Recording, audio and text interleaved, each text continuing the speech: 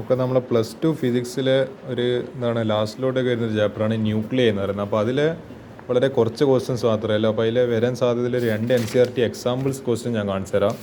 എടുപ്പോൾ നമ്മൾ page number 310 example 13.2 ഇത് എക്സാമിന് ഒരു ഇത് ചെയ്യുക, calculate the energy equivalent 1 gram of substance. അതേപോലെ 311 എക്സാമ്പിൾ 13.3 ഇതും ചെയ്ത് എക്സാമിന് വരാൻ സാധ്യതയുള്ള 2 എക്സാമ്പിൾസ് ആണ്.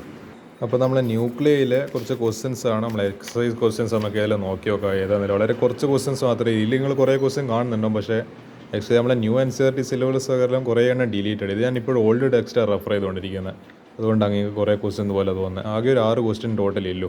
ഈ ക്വസ്റ്റ്യൻ നോക്കാം. Obtain the binding energy in mega electron volt of A nitrogen nucleus എന്താണ് അതിൻ്റെ സിമ്പലെല്ലാം തന്നിട്ടുണ്ട്. ഗിവൺ എന്താണ് അതിൻ്റെ മാസ് തന്നിട്ടുണ്ട് 14.00307 U. Given mass of the proton MP is equal to 1.007834. അതേപോലെ മാസ് ഓഫ് ന്യൂട്രോൺ എത്രയോ തന്നിട്ടുണ്ട് ഒരു വാല്യൂ എന്താണ് 14.7. എന്താണ് നൈട്രജൻ ന്യൂക്ലിയസ് കണ്ടെയ്ൻ 7 പ്രോട്ടോണും 7 ന്യൂട്രോണും. നമ്മളെ മാസ് ഡിഫക്റ്റ് നമുക്ക് ഇക്വേഷൻ അറിയാം. Delta M is equal to mass of nucleons minus mass of nucleus. അപ്പോൾ 7 × MP plus 7 × MN minus M of nucleus. അപ്പോൾ എന്താ 7 × എന്താണ് നമ്മളെ മാസ് ഓഫ് പ്രോട്ടോണ് അതിൻ്റെ value plus 7 × mass of neutron അതിൻ്റെ വാല്യൂ മൈനസ് എന്താ നമ്മളെ എന്താണ് ഇതിൻ്റെ നമ്മളെ എവിടെ പോയി ഈ പറഞ്ഞ MN എന്ന് പറയുന്ന സാധനം എന്താ ഇതിൻ്റെ ടോട്ടൽ മാസ്. അപ്പോൾ എന്താ 14.00307. അപ്പോൾ ഇത് ചെയ്യുമ്പോൾ നമുക്കൊരു ആൻസർ കിട്ടും 0.11243 എന്നാണ് U. അപ്പോൾ എന്താ അടുത്തത് എന്താണ് നമ്മൾ അത് വെച്ചിട്ട് binding energy of nitrogen nucleus. അപ്പോൾ നമ്മൾ ഈ ഡെൽറ്റ ഈ മാസ് ഡിഫക്റ്റ് ഇൻറ്റു 931 വെച്ചിട്ട് മൾട്ടിപ്ലൈ ചെയ്യണം, അന്നേരം നമുക്കത് മെഗാ ഇലക്ട്രോൺ വോൾട്ട് കിട്ടും. അപ്പോൾ ഇത് ചെയ്യുന്ന സമയത്ത് നമുക്കൊരു ആൻസർ കിട്ടും 10.67 മെഗാ ഇലക്ട്രോൺ വോൾട്ട്. ഇതായിരിക്കും എൻ്റെ ആൻസർ എന്ന് പറയുന്നത്. എളുപ്പത്തിൽ ചെയ്യുക. ആദ്യം മാസ് ഡിഫക്റ്റ് കണ്ടുപിടിക്കുക, എന്നിട്ട് നമ്മൾ ബൈൻഡിങ് എനർജിയിൽ ഈ നമ്മൾ കണ്ടുപിടിച്ച മാസ് ഡിഫക്റ്റിൻ്റെ ഒപ്പം ഒരു 931 കൊണ്ട് മൾട്ടിപ്ലൈ ചെയ്ത് കഴിഞ്ഞാൽ ആ ആൻസർ മെഗാ ഇലക്ട്രോൺ വോൾട്ട് കിട്ടും. അപ്പോൾ അതായിരിക്കും എൻ്റെ ആൻസർ. ഇവിടെ ഒരു ക്വസ്റ്റ്യൻ കൊടുത്തിട്ടുണ്ട്. Obtain approximately the ratio of nuclear radii of gold isotope AU-197 mass number 79 atomic number and silver isotope AG-107 mass number 47 എന്ത് നമ്മൾ atomic number.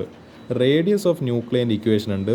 R = R0 × A⁻⁴. തുടക്കത്തിൽ തന്നെ നിങ്ങൾ ഈ ഒരു ഇക്വേഷൻ പഠിച്ചിട്ടുണ്ടാവും നമ്മൾ ചാപ്റ്ററിൻ്റെ. Where A is the mass number of nucleus and R0 is empirical constant. അതൊരു കോൺസ്റ്റൻറ്റ് വാല്യൂ ആണ്. R is അപ്പോൾ ഇത് കോൺസ്റ്റൻ്റ് ആയിട്ട് ഇത് കൺസിഡർ ചെയ്യേണ്ട. അപ്പോൾ R ഡയറക്ട്ലി പ്രൊപ്പോർഷണൽ A⁻⁴. ഇപ്പോൾ R of gold divide by R of silver, അതായത് അതിൻ്റെ റേഡിയസ്. അപ്പോൾ എന്താണ് atomic mass of gold divide by atomic mass of silver raise to എന്താ 1/3. അപ്പോൾ 197 അതായത് ഇതിൻ്റെ 197 ഡിവൈഡ് ബൈ ഇതിൻ്റെ mass number 107 whole raise to 1/3. 13 അല്ല 1/3.